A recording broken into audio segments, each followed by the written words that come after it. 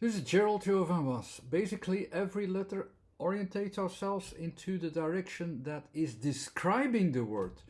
Every letter has a specific position and it can build up itself, and you can learn it a bit more quickly to recognize what is going on, why it is going on, why this is happening. That's in some for some other videos.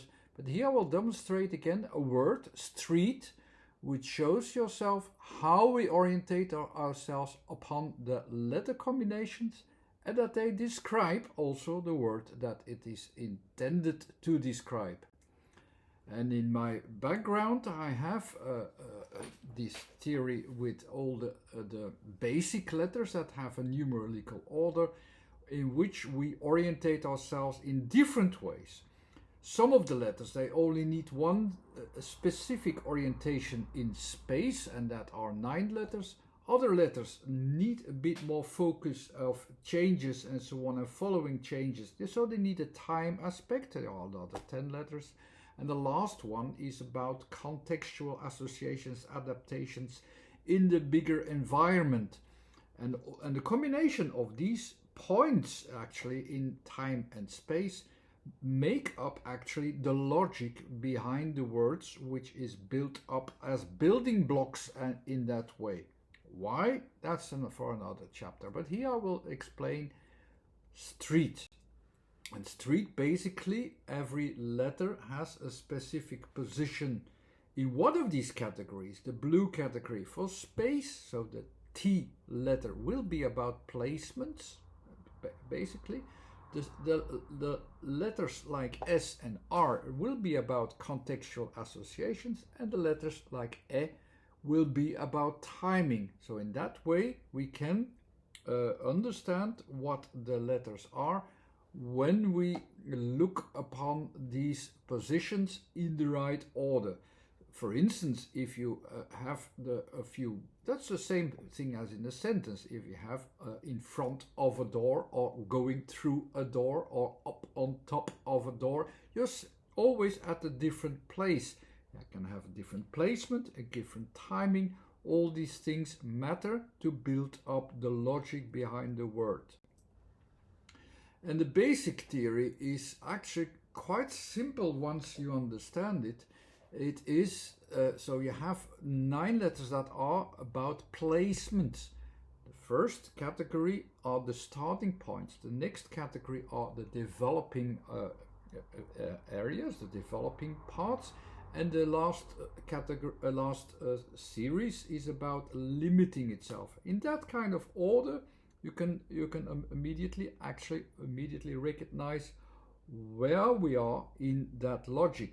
It's a kind of balance, actually, a very subtle balance, which you can read then. And of course, when the placement is very basic, but then you also have the timing, so that you can see how you don't simply start from somewhere. You see how you have to start from somewhere, or how you have to develop something, or how you have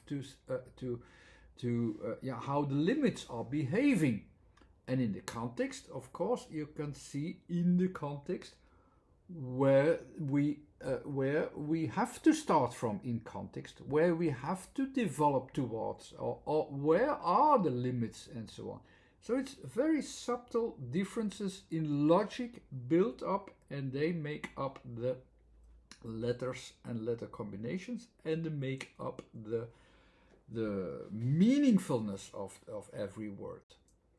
So let's go through to the word street. We start with S. So it is, we know already we have to start from context. We go through a very context, and the S is also, we take care that we check how where are the limits in this context, and how we can and how we where we develop it, where this development goes, where it develops to where it goes to, where it is leading to, in that way. So this first letter is the context, is very far away in the context. It's at the limits of our what we can see. It's in the environmental conditions. These are the conditions we have to adapt to. That's the S, that's always the S, and that's where we start from. The next one says, okay, it is where, so in these very far away or environment conditions where we have to adapt to, what will we use there? We will use an orientation in space. T is the development of the orientation in space, in which we find for the first time something that we can use there. So we use a useful element in space. We have a useful orientation in space because of the letter T. This letter T is then connected, of course, to this context, but I will place it in the right order of the word. So I have first S, then T. So that's my decision that I can use it in space, and that's where I will use that thing from the environment to describe my word and what I'm going to do there. R is the next one. It connects itself to it. R is in the contextual frame. You can read it basically in the logic of the scheme. So you go to connect to its context via R. Then when we do that, we also have E to it. So E is in the scheme, you could also read it. It's about the timing. So you give it some certain time. So it's a double E, but it's also pronounced as E, and the sound E is again contextual. It says, okay, I can insert something, I can add something, I can add an idea to it. I connect also myself to it during a certain time. So the E pronounced as E can be described as that. I will go through the word once more in a more simple way later, but we know already, okay, the next thing is about we have this during a certain time when we connect it ourselves towards it. And it ends again with T, which again gives an emphasis on the functionality in space. It is something objective that we can use. And yes, that's the conclusion. Here we found, with this whole context, of functionality in space. So what did we have? Without all the frames, that makes it sometimes a bit complicated, let's go to the thing itself. So basically, what is street? We start from a wider context, very far away. It's a focus in three parts, which means, okay, we have to look at where is it. It can be anywhere, and we have to find a balance there, and that's there in the background. That's the S, which we associate immediately with a function in space. So where this street is, it's somewhere in space, but we also give it a place in space. And we connect to that environment via the R.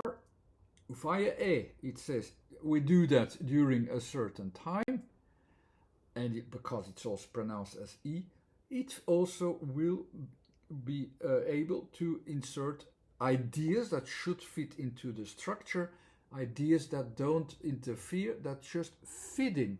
Like the E says, it fits in, it is insertable, we have access to it, we can have access to the street, basically. And that's the function we give to it. And that's what the street is describing in the words. Why this works like that, that's of course something I cannot explain now immediately. But you can learn to recognize the positions in the scheme. It will take a lot of time to practice, to see these balances again and again. But in a way, they are quite simple to recognize, and you do that very, very quickly. I hope this was good enough to understand street, and was a good example to demonstrate again what I still call the sound-informed theory, but I should, I hope I can give it a better name some other time. So I also hope that after these experiences that I do, of gaining experiences, providing the experiences in the videos, I can also make a simplified version of the book that really is about the practicality. Because by just doing that 100 times in lots of words with other languages and so on, in the end, it can be simplified as well, that you can adapt to this theory also a bit more easily. And this practice will filter out what is useful and what is not useful, and I hope these videos will provide that to you as well. Thanks again for watching. Bye bye.